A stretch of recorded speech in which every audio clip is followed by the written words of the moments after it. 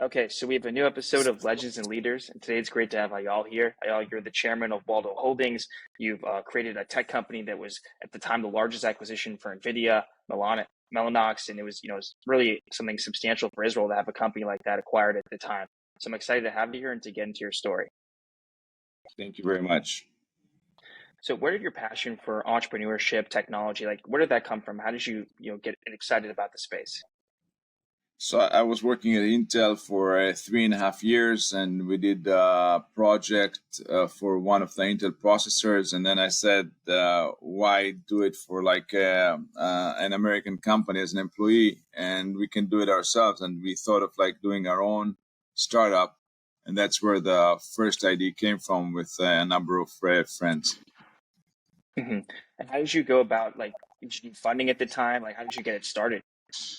So in the first company, Galileo Technology, I was not the CEO. We were looking for an idea, we didn't find one, and then we started offering CEOs of international companies, like in the U.S. and Japan, to open a design center in Israel. One of the CEOs was Len Perham, the CEO of IDT, and I gave him a presentation why is it good for him to open a design center like Intel has inside Israel and so on. And he said, I have a guy that's coming back to Israel and I'm giving him some funding. That was Avigdor Willens, the CEO of Galileo. And he connected us together, Avigdor and myself, and that's how we started Galileo Technology. Hmm. And so when the acquisition happened, did you have the idea for Mellanox kind of right away? And did that take a little bit of time after? And yeah, how did you kind of determine that idea? So when I left Galileo Technology, I said, okay, let's see what's next. And I read in the EE Times about the new standard, which was called the Next Generation IO at the time. And I said, let's use that standard to do something else. And that's how the idea started. People that knew me from Galileo said, if you're doing something, we'd like to join, or if you're doing something, we'd like to invest. And that's how we started Mellanox Technologies. Hmm. And what do you think accelerated you to having this close to around $60 million raise only 2 to 3 years after with Mellanox? Was it just no one else had this type of product on the market? I think it's people. I think the execution of our team in all fronts, in the technology side, the operations side, the finance, the business side, it's the people, and that's what made us very successful. Hmm. And so you decided to take the company public in around, I think, 2007, which you raised over $100 million, was $500 million valuation at the time. It was right before the major crash that happened, the global markets. Why did you think that was a good time, to go and take it public? And what were your plans then? I think one of the best indicators is that you're predictable. Once you get to a position where a company is profitable, is in growth stage, and it's predictable, that's the time you can feel comfortable going public. We got to that time around Q2, Q3 of 2006, and then we went public in early 2007, Q1 2007. Mm-hmm. And you've done a bunch of different acquisitions throughout your career. What would you say is like really goes into doing a great acquisition? Is it just due diligence? Is it understanding really what you need that you don't have and you want to acquire that? What would you say are the keys to a good acquisition?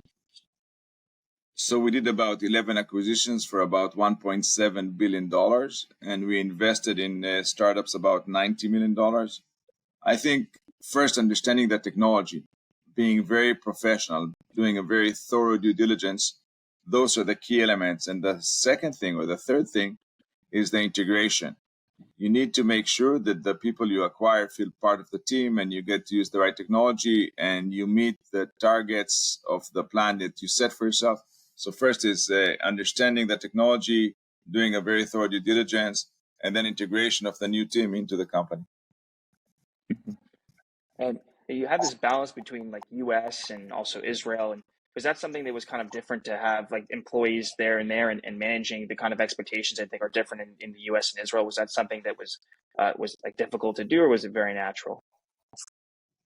It's pretty natural, since Intel days, we got used to working in international environment, international company.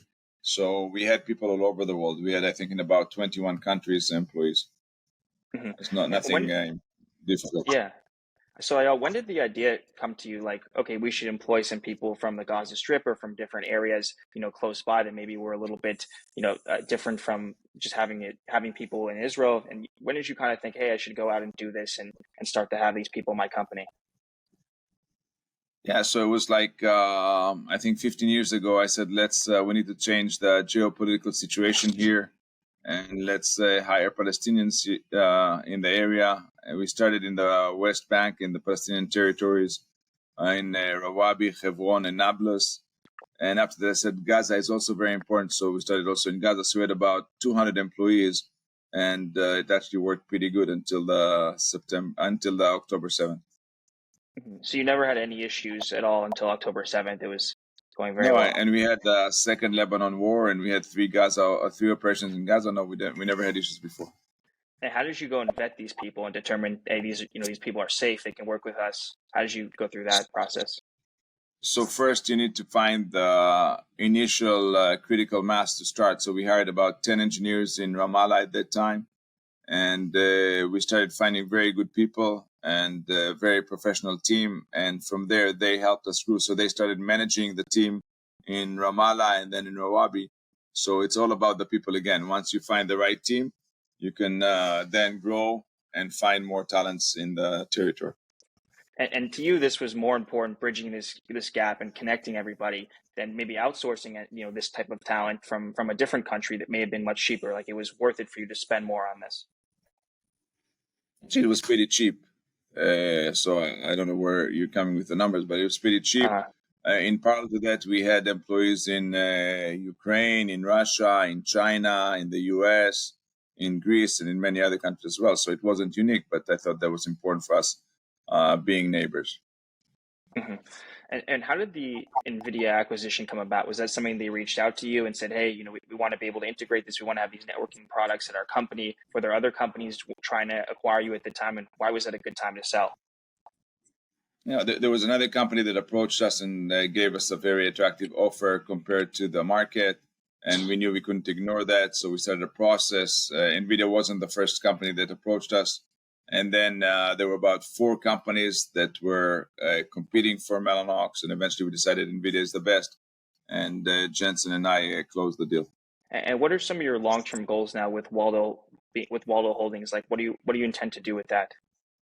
Well, this is a family office, so our target is to make money out of money, and that's what we're doing. Investments in everything, very diversified investments. Have you thought about starting any other type of tech company, or is that something that's now in the past? There have been a lot of approaches. I'm on a number of boards of technology companies. I'm trying to help some startups here in Israel to do, and also in the US to do different things. Mm-hmm. And why do you think your passion has been this like networking space and these like this chip space? Like, is that something that just you saw the opportunity and you said, hey, this is a great area to go in, or has it been something that you've specifically been drawn to that area for a reason? Well, we saw the most important, the most precious element in today's data, and we saw data growing exponentially. So we understood that transferring data between servers and servers and servers and storage is going to be one of the most critical missions in building compute and storage systems. So data growth is what's the most important thing. If you look at the past, people that had real estate were the rich guys. Then people that had energy. Today, it's people that have data and can come to conclusions from data. Those are the rich guys.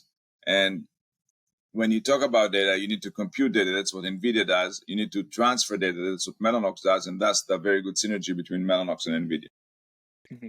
How well positioned do you think Israel is with AI? I mean, everybody's talking about AI now. There's a lot of investments in that area. Do you think Israel is well positioned to be a leader in the AI category? And, what do you think some of these disruptive companies that you're seeing out of Israel are focusing in AI?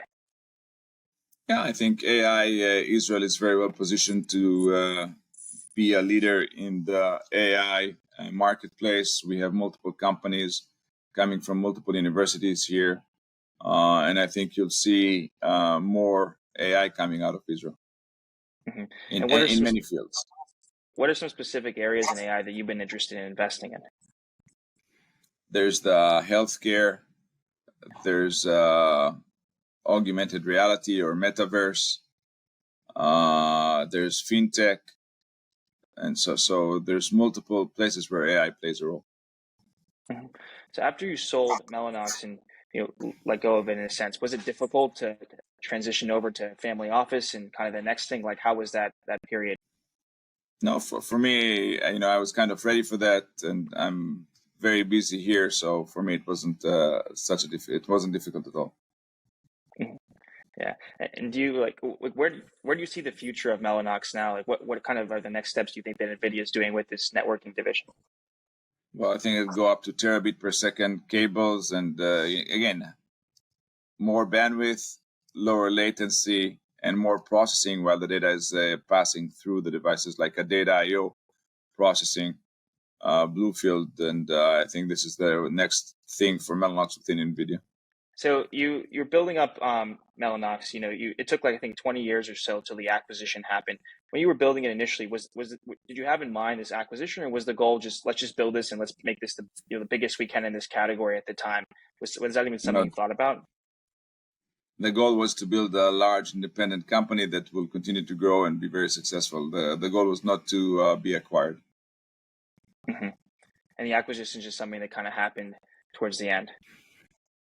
Well, when you're a public company and you're approached with a 40% up mark on where you're traded in the public market, you cannot ignore that. Hmm. And do you still keep you have good relationships with all the other co-founders, et cetera? Yes, very much. Yeah.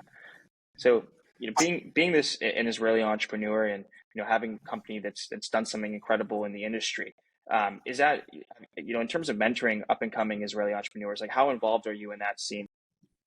I'm involved in a number of boards and a number of investments that I've made. So I'd say anywhere around 10 companies, 10 CEOs.